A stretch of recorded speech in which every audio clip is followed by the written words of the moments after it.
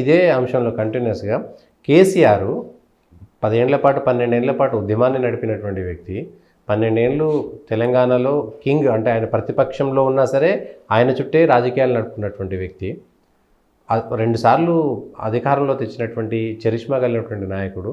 సరే మొన్న కూడా ఓడిపోయిన 39 స్థానాలంటే తక్కువేమి కాదు నా దృష్టిలో. 40 స్థానాలంటే 120లో 3వ వంతు వచ్చినాయి. 200 సీట్లు వాళ్ళకు వచ్చినా కూడా 3వ వంతు సీట్లు వాళ్ళకు వచ్చినాయి. పార్లమెంట్లో 0 కావడానికి కారణం ఏమిటి? మళ్ళీ రివైవ్ కాలేడా? అంత శక్తిని ఒక్కడుగా ఉన్నటువంటి వ్యక్తి, ఉద్యమాన్ని తానే నడిపినటువంటి వ్యక్తి, ఆ వ్యక్తి మళ్ళీ నడపలేడంటారా? మీరు కేసీఆర్ సెంట్రిక్గా రాజకీయాలను విశ్లేషించదలుచుకుంటే ఆయనకు ఉండే శక్తి, ఆయనకు ఉండే పద్ధతులు, ఆయనకు ఉండేటువంటి ఎత్తుగడలు ఆయనకు ఉన్నాయి. అవును. సరే, అందులో ఎంతవరకు ఫలితాలను ఇస్తున్నాయి, ఎంతవరకు ఫలితాలను ఇవ్వటం లేదు. కానీ మొత్తం మీద ఏంటంటే ఆయన కొంచెం యాంబిషియస్ పర్సన్. ఎంత యాంబిషియస్ పర్సన్ కాకపోతే యశ్వంత్ సిన్హా గారిని ఇక్కడికి రాష్ట్రపతి అభ్యర్థిగా తెప్పించి ఆయనకు పెద్ద సమావేశం ఏర్పాటు చేసి చాలా పెద్ద ఉపన్యాసం చెప్పాడు, మీరు చూసుంటారు. సో కాబట్టి ఆయన ఇప్పుడే రాజకీయాల్లో పూర్తిగా శక్తులు ఉడిగిన వ్యక్తిగా తీసేయటం కుదరదు. కానీ ఒక విషయం ఏంటంటే నా వ్యక్తిగతమైనటువంటి అభిప్రాయం, కేసీఆర్ గారు లాబీల్లో అంటే ప్రభుత్వం నడిచేటువంటి చోట బయట ఉండేటువంటి వరండాలలో అటు ఇటు వచ్చిపోయే వాళ్ళని ప్రభావితం చేయడానికి ఎంత సమర్థుడో, నేరుగా ప్రజల్ని అంతగా ప్రభావితం చేయగలిగిన సమర్థుడు కాదు. అట్లా సార్ ఆయన చెప్తే ఓట్లు పడినాయి. అవును. ఎందుకు పడినాయి అంటే తెలంగాణ అనేటువంటి సెంటిమెంట్ను ఆయన ఉపయోగించుకుంటున్నాడు కాబట్టి. ప్రజలకు కావాల్సిన 1999 ఎన్నికలు జరిగిన తర్వాత చంద్రబాబు నాయుడు మళ్ళీ ఆంధ్రప్రదేశ్ ముఖ్యమంత్రి అయిన తర్వాత అంతవరకు మంత్రిగా ఉన్నటువంటి కేసీఆర్ని మంత్రి పదవి ఇవ్వకపోవడంతో ఆయన డిప్యూటీ స్పీకర్గా ఏదో ఇచ్చారు. దాంతో ఆయన తృప్తి చెందల. తను వెయ్యగలిగినటువంటి కార్డు కింద ప్రజలలో ఆల్రెడీ సెంటిమెంట్ ఉన్నటువంటి తెలంగాణ అనేటువంటి భావాన్ని ఉపయోగించుకున్నాడు. తెలంగాణ భావాన్ని పోగు చేసింది ఆయన కాదు. తెలంగాణ అనే భావాన్ని పోగు చేసింది ఎవరు అంటే అఖిల భారతీయ విద్యార్థి పరిషత్ వాళ్ళు. ఓకే. ఏబీవీపీ 1996లో కావచ్చు, నెల్లూరులో జరిగినటువంటి సభల్లో వాళ్ళు తీర్మానం చేశారు. తీర్మానం చేయటం కాదు, తెలంగాణ ప్రజల సమస్యలు ఏమిటి, ఈ సమస్యలకి మనం చూపించగలిగిన పరిష్కారం ఏమిటి అనే దాని గురించి వాళ్ళు గోదావరి కృష్ణ జలాలని ఎట్లా మనం సద్వినియోగపరచుకోవాలనే దాని గురించి యాత్రలు తీశారు. అంటే సస్యశ్యామల యాత్ర, బహుశా సస్యశ్యామల యాత్ర. అంటే తెలంగాణ యొక్క సమస్యల గురించి, వాటి పరిష్కారాల గురించి ఆలోచన ఉన్నది, దానికి కావలసిన కార్యాచరణ వెతికేది ఒక విద్యార్థి సంస్థ.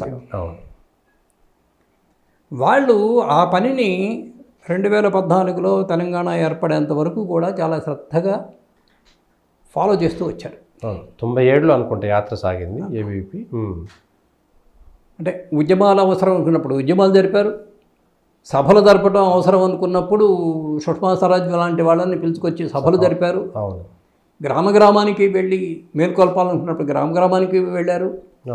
కేసీఆర్ నిరాహార దీక్ష చేసి ఆయన విరమించాడు అని అనుకున్నప్పుడు ఉద్యమం దీంతో చచ్చిపోలేదు, ఇది బతికే ఉంటుంది అని చెప్పడం కోసం కూడా మళ్ళీ ఏమేం చేయాలో వాళ్ళు అవి చేశారు.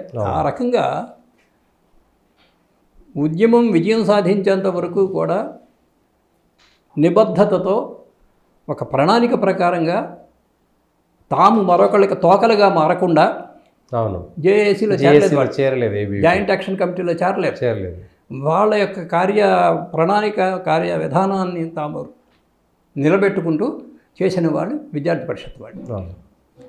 విద్యార్థి పరిషత్ ఆ తీర్మానం చేసిన తర్వాత ఒక 2 సంవత్సరాలకి కాకినాడ సభల్లో బీజేపీ కూడా చేసింది. ముందు ఏబీవీపీ చేసిన తర్వాతనే భారతీయ జనతా పార్టీ తర్వాత చేసింది. అవును 98 98. 98 ఎన్నికల తర్వాత చేసింది. అవును సరే, ఈ తెలుగుదేశంతో పొత్తు ఉన్న కారణం చేత అక్కడ ఛత్తీస్గఢ్, జార్ఖండ్, అవును. ఉత్తరాఖండ్ ఏర్పడినప్పటికీ కూడా ఇక్కడ తెలంగాణ ఏర్పడలేదు. అవును అయితే బీజేపీ కూడా ఒకసారి తీర్మానం చేసిన తర్వాత దాన్ని వదిలిపెట్టలే. అవును ఏ దశలో కూడా మేము దీన్ని ముడి చేస్తున్నాము, పక్కన పెట్టేస్తున్నాము అనేది చెప్పాల. వాళ్ళకున్న పద్ధతిలో వాళ్ళు చేసుకుంటూ వెళ్ళారు. అయితే ప్రజలు ఈ విషయాన్ని గ్రహించే దగ్గర ఒక చిన్న ఇబ్బంది ఉంది. అదేమిటంటే విద్యార్థి పరిషత్ కానివ్వండి, భారతీయ జనతా పార్టీ కానివ్వండి, అఖిల భారత సంస్థలు, అవును వాళ్ళు ఆలోచించేటువంటి విషయాలు చాలా చాలా ఉంటాయి. వీళ్ళకి విద్యారంగ సమస్యలు ఉంటాయి, అవును వాళ్ళకేమో ఆర్థిక సమస్యలు, దేశ రక్షణకు సంబంధించిన సమస్యలు, విదేశీ వ్యవహారాలకు సంబంధించిన సమస్యలు, ఇంకా ఇంకా ఇంకా అంతర్రాష్ట్రీయ అనేక వ్యవహారాలు సామాజిక చాలా అంశాలు. ఉంటాయి. అవును అవును సో కాబట్టి ఒక నాయకుడు ఒక వారం రోజుల్లో ఎన్నిసార్లు తెలంగాణ గురించి మాట్లాడాడు అంటే ఈయన మాట్లాడింది బహుశా ఒకసారో 2 సార్లు అవుతుంది, 30 సార్లు మిగిలిన విషయాలు మాట్లాడినట్టు ఉంటుంది. అవును తెలంగాణ రాష్ట్ర సమితి అనేటువంటిది సింగిల్ పాయింట్ ఎజెండా, అంతే. మేము తెలంగాణ కోసమే ఏర్పడ్డాం అని చెప్పి, కాబట్టి పొద్దున్న నుంచి సాయంత్రం దాకా, ఆదివారం నుంచి శనివారం దాకా, 1వ తారీఖు నుండి 31వ తారీఖు దాకా అదే మాట్లాడుతూ ఉంటారు. సో కాబట్టి ప్రజల్లో వచ్చింది ఏర్పడింది ఏమిటి? ఈ తెలంగాణ రాష్ట్ర సమితి అనేటువంటిది తెలంగాణ ఏర్పాటు కోసం ఎక్కువ నిబద్ధత కలిగింది, ఎందుకంటే అదే పనిగా వాళ్ళు మాట్లాడుతున్నారు అనేది. కానీ వాస్తవం అది కాదు. ఓకే వాస్తవం ఏమిటంటే తెరాసాకి ఎంత నిబద్ధత ఉందో దానికంటే ఎక్కువ నిబద్ధత బీజేపీకి ఉంది, అఖిల భారత విద్యార్థి పరిషత్కు ఉంది. ఈ తెలంగాణ సమస్యను బుధాన వేసుకుని మేము దీనికోసం ప్రయత్నం చేస్తున్నాం అన్న వాళ్ళల్లో ఒక కమ్యూనిస్ట్ పార్టీ కాదన్నా ఇంకో కమ్యూనిస్ట్ పార్టీ వచ్చి చేరింది. ఇక వేరు వేరు గ్రూపులు ఉన్నాయి, కమ్యూనిస్ట్ గ్రూపులు, మార్క్సిస్ట్ లెనినిస్ట్ గ్రూపులు, వాళ్ళంతా వచ్చి చేరారు.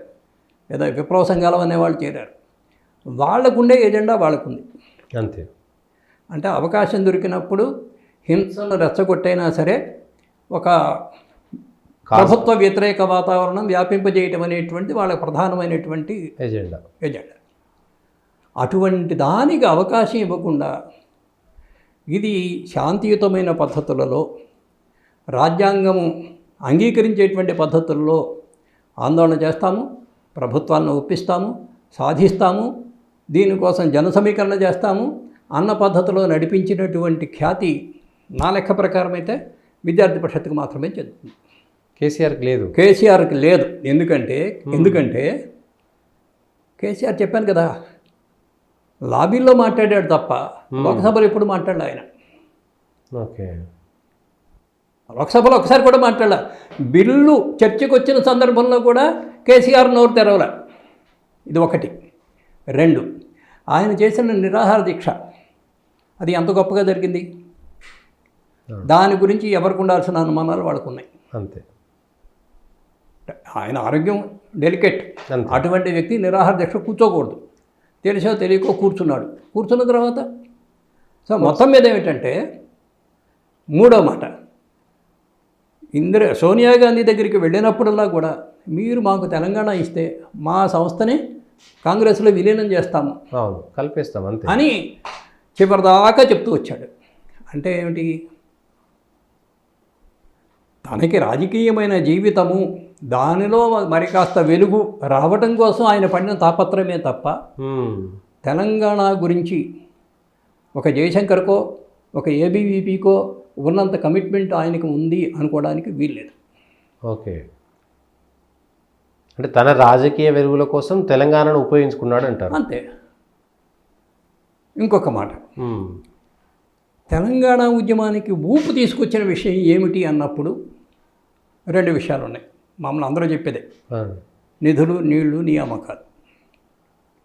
నిధులు, నీళ్లు, నియామకాలు.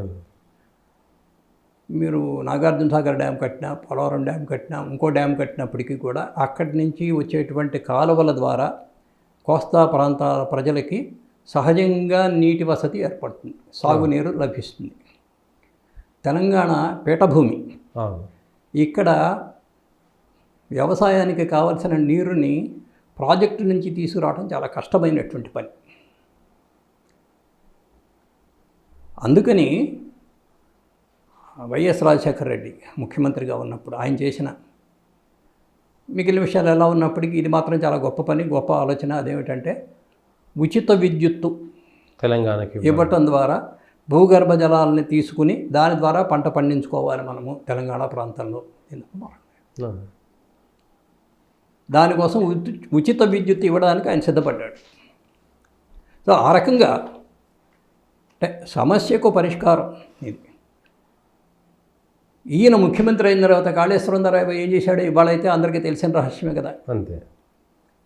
నేను రికార్డు సమయంలో దీన్ని కడుతున్నాను అని చెప్పి ఏ ఇంజనీర్లను అయితే సంప్రదించి ఒక పటిష్టమైనటువంటి ప్లాన్ ప్రకారం చేయాలో అలా కాకుండా తనకు తోచినట్టుగా దాన్ని కట్టి దాంట్లో మరి నిధులు దుర్వ్యయము అది ఇది జరిగి ఇవాళ మరి ప్రాజెక్టు ప్రమాదంలో పడుతుందా, ప్రజల జీవితాలు ప్రమాదంలో పడతాయా అనేటువంటి సమస్యకు కారణమైన స్థితి వచ్చింది. అంటే ఆయన ప్రజల దీనికంటే కూడా తన కెరీర్ గురించే, తన రాజకీయం అనే కెరీర్ గురించే ఎక్కువ ఆలోచించాడని అనుకుంటాను. విజయం కూడా సాధించాడు దాంట్లో. ఇంకొక రహస్యం ఇంకోటి ఏమిటంటే తెలంగాణ కావాలని కోరుకున్నటువంటిది కాంగ్రెస్ వాళ్ళు ఉన్నంత వరకు మనకు రాజకీయ అధికారం రాదు అనుకున్నటువంటి ఓబీసీ వర్గాలు. ఓకే. తెలంగాణలో ఉన్నటువంటి వెనుకబడిన సామాజిక వర్గాలన్నీ కూడా ఆంధ్రప్రదేశ్ రాజకీయాల్లో మొదటి నుంచి కూడా 1956 నుంచి కూడా ఆ సామాజిక వర్గం వాళ్ళే ముఖ్యమంత్రులు అవుతూ వచ్చారు. ఇద్దరు అది కానివాళ్ళు. ఆ ఇద్దరిని కూడా ఇందిరాగాంధీ తన యొక్క ఏదో సొంత క్యాలిక్యులేషన్స్తో తెచ్చిపెట్టింది తప్ప మొత్తం మీద కాంగ్రెస్ వాళ్ళ అందరి దృష్టి కూడా ఏమిటంటే ఈ పెద్ద సామాజిక వర్గం వాళ్ళదే రాజ్యం ఉండాలి ఇక్కడ అనేటువంటిది. కాబట్టి కాంగ్రెస్ ఉన్నంత వరకు కూడా ఇది రాదు. కాంగ్రెస్ని తప్పిస్తేనే మన చేతుల్లోకి ఏదన్నా వస్తుంది. ఈ నియామకాల గురించి కూడా నేను ఒక అధ్యయనం ఉన్నటువంటి వ్యక్తి దగ్గర నుంచి విన్న మాట. స్వాతంత్రం వచ్చిన తర్వాత చాలా చోట్ల పాఠశాలలు పెట్టారు, కళాశాలలు పెట్టారు, చాలామంది గ్రాడ్యుయేట్లు అయ్యారు, డిప్లొమా హోల్డర్లు అయ్యారు, ఇంజనీర్లు అయ్యారు. వాళ్ళందరూ కూడా ఉద్యోగాలు వెతుక్కుంటూ ఎక్కడికి వెళ్ళగలిగిన వాళ్ళు అక్కడికి వెళ్ళారు. కోస్తా జిల్లాల నుంచి కొంతమంది తెలంగాణలోకి వచ్చారు. వేరే ప్రాంతాల వాళ్ళు కూడా ఇక్కడికి వచ్చారు. తెలంగాణ ఆంధ్ర ప్రాంతం వాళ్ళు ఇక్కడి నుంచి ఏదో బొంబాయికి వెళ్ళిన వాళ్ళు లేకపోతే అమెరికాకి వెళ్ళిన వాళ్ళు ఉన్నారు. తెలంగాణలో చదువుకున్న వాళ్ళు ఎక్కడికి వెళ్ళారు అడిగాడు. నేను వెంటనే సమాధానం చెప్పలేకపోయాను. వాళ్ళు ఎక్కడికి వెళ్ళారు అంటే వాళ్ళు దిక్కులేని పరిస్థితుల్లో గల్ఫ్ దేశాలకు వెళ్ళారు. అంటే అక్కడ అంత ప్రామిసింగ్ సదుపాయాలు లేకపోయినప్పటికీ కూడా మరొక గత్యంతరం లేక అక్కడికి వెళ్ళారు. అంతే. కాబట్టి రకరకాలుగా ఇబ్బందులు పడ్డారు. సో కాబట్టి ఇదంతా కూడా గూడు కట్టుకుని నీళ్లు, నిధులు, నియామకాలు అనేటువంటి పేరు మీద తెలంగాణ ఉద్యమం రగిలింది. దాన్ని కేసీఆర్ క్యాష్ చేసుకున్నాడు తప్ప ఆయన సొంతంగా రచించిన ప్రణాళిక లేదు, ఆయన సొంతంగా చేసిన ఉద్యమం లేదు, ఆయన సాధించి తీసుకొచ్చింది లేదు. క్రెడిట్ మొత్తం ఆయనకి ఏమైంది కదా చెప్తాను. ఇది ఎందుకు పోయిందంటే బీజేపీ వాళ్ళు తమకు రావాల్సిన క్రెడిట్ గురించి తాము చెప్పుకోలేకపోయిన కారణం చేత అయింది. ఓకే. 2009 ఎన్నికల్లో ప్రదేశ్ కాంగ్రెస్ అధ్యక్షుడిగా ఉన్నటువంటి ధర్మపురి అరవింద్ని ఓడించి బీజేపీకి చెందిన ధర్మపురి శ్రీనివాస్ ఆయన్ని ఓడించి బీజేపీకి చెందినటువంటి ఎండల లక్ష్మీనారాయణ అన్నతను నిజామాబాద్లో గెలిచాడు. ఆ తర్వాత ఈ తెలంగాణ సమస్య మీద రాజీనామా చేసి ఉప ఎన్నికలు పెట్టాలి అనేటువంటి ఏదో ఒక ఎత్తుగడ తీసుకున్నారు. దాని ప్రకారం టీఆర్ఎస్ తెరాస వాళ్ళందరూ కూడా రాజీనామా చేసినప్పుడు ఈ ఎండల లక్ష్మీనారాయణ బీజేపీ ఆయన కూడా రాజీనామా చేశాడు. ఉప ఎన్నిక జరిగింది. ఇప్పుడైనా గెలవాలి అని చెప్పి కాంగ్రెస్ అధ్యక్షుడైనటువంటి శ్రీనివాస్ గారు చేయవలసిన ప్రయత్నం అంతా చేశాడు. అంత చేసిన తర్వాత కూడా మళ్ళీ లక్ష్మీనారాయణ గెలిచాడు రెండోసారి, డిఎస్ ఓడిపోయాడు. దీని తర్వాత సుమారు ఒక సంవత్సరంన్నరకి 2012 మహబూబ్నగర్లో 2012 ఆ ప్రాంతాల్లో మహబూబ్నగర్లో ఒక బై ఎలక్షన్ వచ్చింది. అవును. ఒక అతను చనిపోతే, రాజేశ్వర రెడ్డి చనిపోతే రాజేశ్వర రెడ్డి గారు చనిపోతే బై ఎలక్షన్ వచ్చింది. బై ఎలక్షన్ వచ్చినప్పుడు దాంట్లో టీఆర్ఎస్ వాళ్ళు పోటీ చేశారు, తెలుగుదేశం వాళ్ళు పోటీ చేశారు, కాంగ్రెస్ వాళ్ళు పోటీ చేశారు, బహుశా ఎంఐఎం కూడా పోటీ చేసినట్టుంది. ఎంఐఎం చేయలేదు. మొత్తం మీద ఒక 4-5 పార్టీలు పోటీ చేస్తే వాళ్ళందరిలోకి ఆశ్చర్యంగా బీజేపీ అభ్యర్థి గెలుచుకుని వచ్చాడు. ఇది సోనియా గాంధీని కాంగ్రెస్ తరఫున అక్కడ వ్యూహరచన చేసేటువంటి వాళ్ళని ఆలోచింపజేసిందని నేను అనుకుంటున్నాను. ఒక్క ఉప ఎన్నిక అంత ప్రభావితం చేసిందంటారు. ఎందుకు అంటే టీఆర్ఎస్ 2004లో 5 పార్లమెంటు సీట్లు, సుమారుగా 30 శాసనసభ స్థానాలను గెలుచుకుంది. 2009లో 2 లోక్సభ స్థానాలు, 10 శాసనసభ స్థానాలను గెలుచుకుంది. వాళ్ళు 30 గెలిచినా, వీళ్ళు 10 గెలిచినా, రేపొద్దున ఇంకా గెలుస్తారన్నప్పటికీ కూడా టీఆర్ఎస్ గురించి కాంగ్రెస్కు భయం లేదు.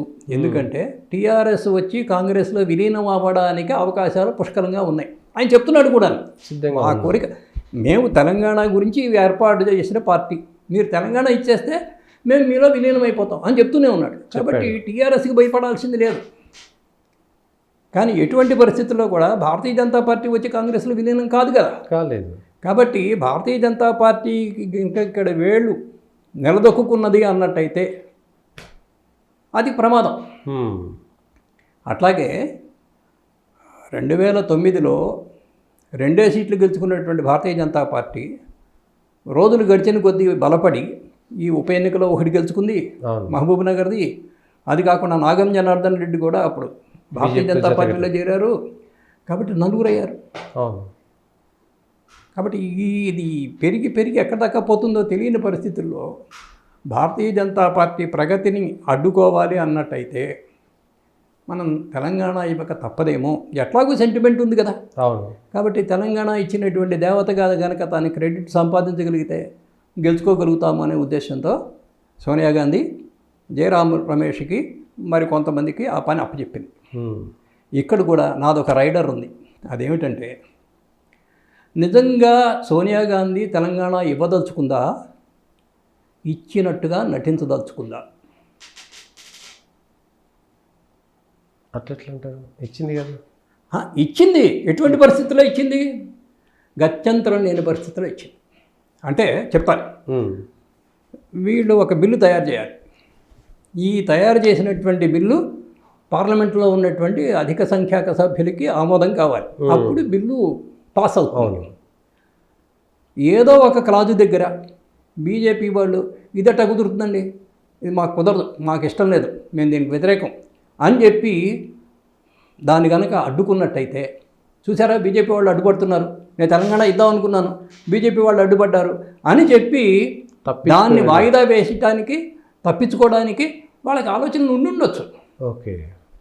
కానీ ఆ రోజు ఉన్నటువంటి అరుణ్ జైట్లీ, ఆ రోజు ఉన్నటువంటి సుష్మా స్వరాజ్ వాళ్ళు ఇప్పటికి ఇది తేల్చేసేయటం మంచిది, దీన్ని ఇంకా వాయిదా వేయటం మంచిది కాదు అనే నిర్ణయం తీసుకున్నారు. కాబట్టి దీంట్లో ఏమన్నా లోపాలు ఉంటే తర్వాత సరిదిద్దుకుందాం. కానీ మొత్తం మీద అయితే తెలంగాణ ఇవ్వటము అనేటువంటిది, తెలంగాణ ఏర్పాటు చేయటము, ఆంధ్రప్రదేశ్ పునర్వ్యవస్థీకరణ అనేది ఇప్పుడు జరిగిపోవాల్సిందే అనేటువంటి నిర్ణయం తీసుకున్నారు. కాబట్టే అంత గందరగోళం మధ్యలో అయినా సరే వాళ్ళ బిల్లు ఆమోదించారు. నాకు వ్యక్తిగతంగా నీకు ఎంత తెలివితేటలు ఉన్నాయని మీరు నన్ను ప్రశ్నిస్తే ప్రశ్నించవచ్చు కాక, కానీ నా రీడింగ్ మాత్రం ఏంటంటే, సోనియా గాంధీ ఇచ్చినట్టు నటించదలుచుకుందే కానీ ఇవ్వాలని అనుకోలేదు అన్నది నా అభిప్రాయం. అప్పటికప్పుడు ఆ బిల్లు పాస్ అవుతుంది అనేటువంటి నమ్మకం లేకపోయేది, కానీ బీజేపీ ఒత్తిడి మేరకు అది వచ్చేసింది. ఒకవేళ నిజంగా కనుక సోనియా గాంధీ ఇవ్వదలుచుకుంది అన్నట్టయితే ఆ మేరకు కనీసం కేసీఆర్ కన్నా నమ్మకం ఏర్పడి ఉండాల్సింది కదా. అవును, కేసీఆర్ కూడా రంగం మీదకి వచ్చి 2 మంచి మాటలు చెప్పి ఉండాల్సింది కదా. అవును, ఈ బిల్లు ఇట్లా ఉంది, ఇట్లా ఉంది, ఇట్లా ఉంది, మేమంతా కూడా అంగీకరిస్తున్నాము, దీన్ని పాస్ చేయడానికి మేము కోరుతున్నాము, సభ సహకరించాలి అనేది ఒక మాట చెప్పొచ్చు కదా. అది కూడా చెప్పలేదు ఆయన. కానీ తర్వాత ఫలితం వచ్చిన తర్వాత పూర్తిగా ఒంటెలు ఏనుగులు అన్నీ ఆయనే. అంతం వచ్చిన తర్వాత ఎన్ని పిల్లి మొగ్గలు వేయాలో అన్ని పిల్లి మొగ్గలు వేసాడు ఆయన. దానికే ఉంది. ఓకే. సరే, అది మొత్తానికైతే ఒక తెలంగాణలో నేను ఒక కోణం, నేను చూసిన కోణం నుంచి చెప్తున్నాను. తప్పేం లేదు సార్. నిజాలు వాస్తవాలు ఎంత ఉన్నవి మీరు నిగ్గు తేల్చాలి. మనం నీకు తెలుసు కదా, ప్రజలు నిజమే కాదా ఆలోచించుకుంటారు. ఇందులో ఏముందనేటువంటి విషయాన్ని కూడా వాళ్ళ స్ఫురణకు కూడా వస్తుండొచ్చు. మీతో ఏకీభవించే వాళ్ళు ఉంటారు, వ్యతిరేకించే వాళ్ళు కూడా ఉండవచ్చు, రెండూ జరగవచ్చు.